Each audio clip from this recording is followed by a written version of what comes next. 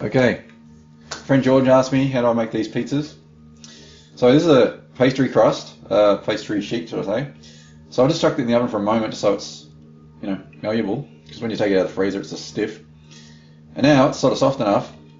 You don't have to do this, but I put a bit of cheese in there, and so it's in the crust.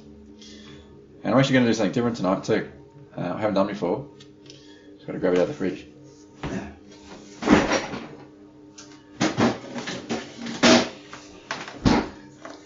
Even though I have a bit of an allergy to goat's cheese, I'm going to put it on anyway. I actually do any dairy, any kind of stuff. Anyway, so there we go. I thought I'll try that in the crust on the other side. You don't have to. I said you don't have to do this, but it's quite good actually when you cooked it and you eat it, and the crust is just all this cheese in it. It's amazing.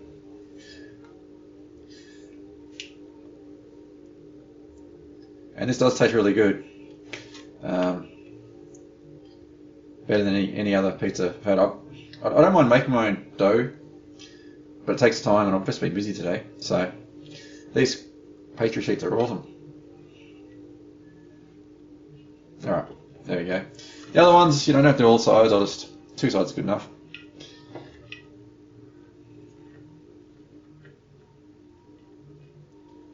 Alright, thereabouts, that'll do.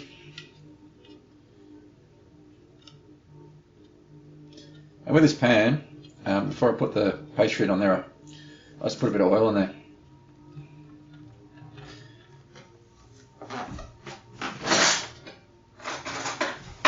And what you need to do, you actually need to put some holes in it, otherwise it just puffs up and doesn't cook properly. So I just use the back of a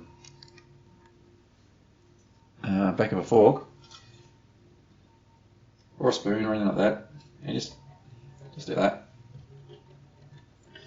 And I've got it so it goes right through the crust a bit on some spots, as you can sort of see. And the thing with this is I don't put the ingredients on yet. You got to cook the base first. All right, we'll do that. We'll come back. All right, so you can see the pizza crust is now like a biscuit, so it's got to get sort of a bit browny. And then, I haven't got all the stuff out.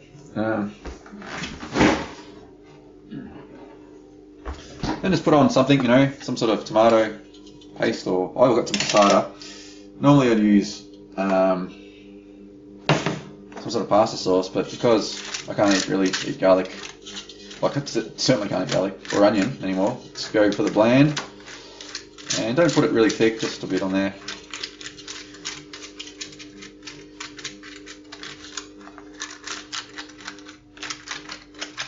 So yeah, you have to cook the base like this first, or it takes a lot more heat and time to cook the base. So you got to do it first. And I found with the ingredients, it doesn't take that long. So,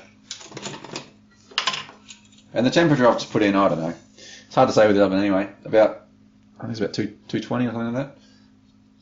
So you put on whatever spices you want. I'll put a bit of oregano on here. Also find that if you actually rub it between your fingers, you seem to get more flavour out, like that. All right.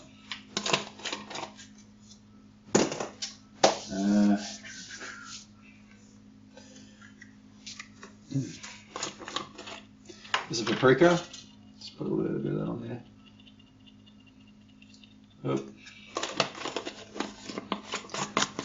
Another thing I sometimes put on, I might put on some tonight actually, is a bit of curry powder. But you just want to go easy on that.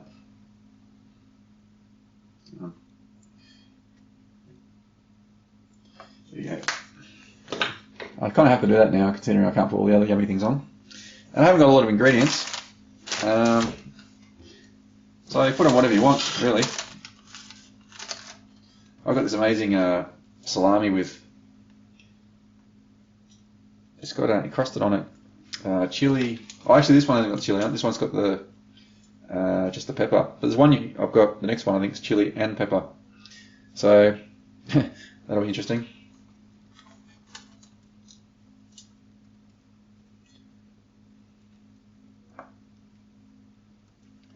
Alright. And normally I put capsicum and that on there, but don't have any of that. So I've got some mushrooms. I haven't cut up. Could have been doing that, but I was on the phone actually.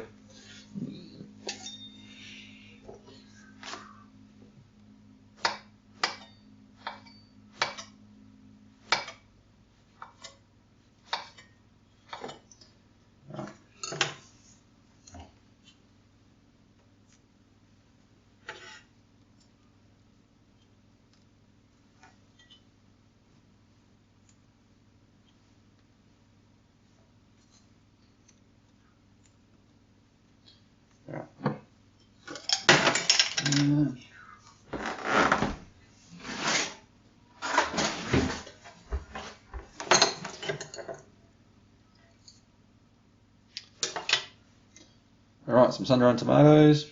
They're amazing. Often just eat these out of the jar. Which is okay because I'm the only one who's here, so it doesn't really matter. But if you do visit me, just know that I eat these out of the jar.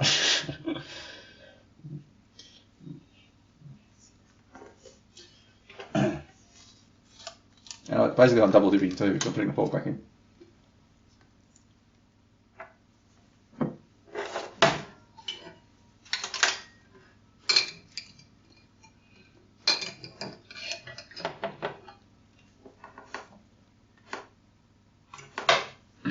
Alright, got some olives. I'll just break these with my fingers.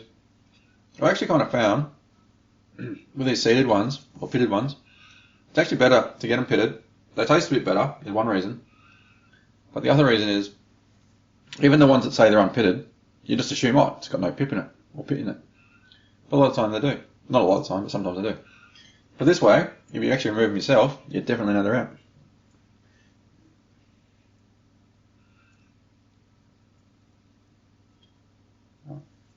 Okay.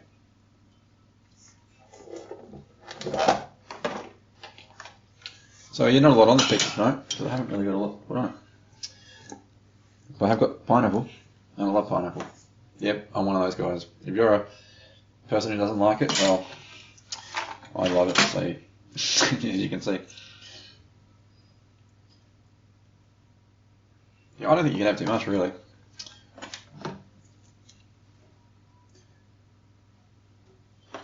Alright. Now, another thing's really good is cashews. Oh yeah, roasted cashews on pizza. Really good. Highly recommend you try it.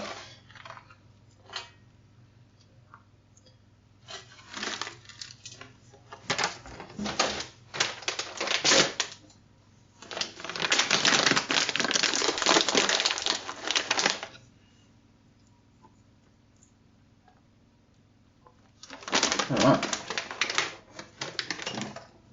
Can't think of anything else to put on there. So normally I put on other vegetables like capsicum and fresh fennel is really nice actually for my pizza. Garlic is good. And I'm going to put a bit more of this goat cheese on, even though it will slightly upset my stomach. It's not that bad. What I also put on, but I put it on the end, and I'll show you at the end, is cayenne pepper. Now you got to be really easy with that stuff. Far out, it's hot.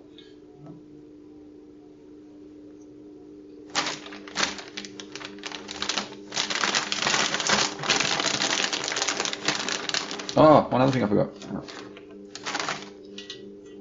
put it in a second. Okay, so the cheese. Now with the cheese, you don't want to put too much. Actually, you think, oh, you need more, but in fact, you don't. It actually, too much, it doesn't cook well. This is what I'm putting on. A bit of chili flakes. There we go. Bit of heat. But the cayenne pepper is really where it's at. Alright, so I'll throw that in. And I don't have to put in for probably more than like 5 minutes. Alright. I'll come back. Alright, here he goes. Straight out of the oven. Look at that. See? That was probably about 5 minutes or so. Around 5 minutes cooking that. So, that's it. That's how you do it. So you cook the base first, and then you put your ingredients on, and you only put it for 5-6 minutes, whatever it is, and then you have this wonderful pizza. Oh yeah, one last thing. Cayenne pepper. Alright. This stuff's hot as. And you think chilies would be enough, but they're more just a bit of a flavouring thing. Alright, so with the... I'll just stand back here a bit actually. So you can kind of see what I'm doing. Because... you really need to... see... get this, and you sort of just... that's it. That's it looks, I don't know if you can kind of see these little bits. That's heaps. That's all you need. That'll probably last a lifetime. That little jar. Alright. Alright, so cutting time. Let's stick down.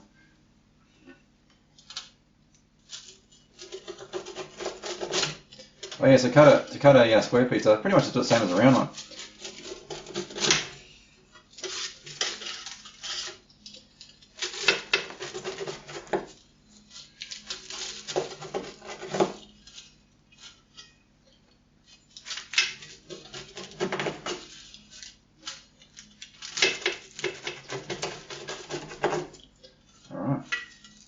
See, perfect. And if you make your pizza with love and joy, it'll taste amazing. Any food actually. I'm trying to see which crust actually. I think it's this one. It's got the goat cheese in it. Not quite cut through there. Yeah.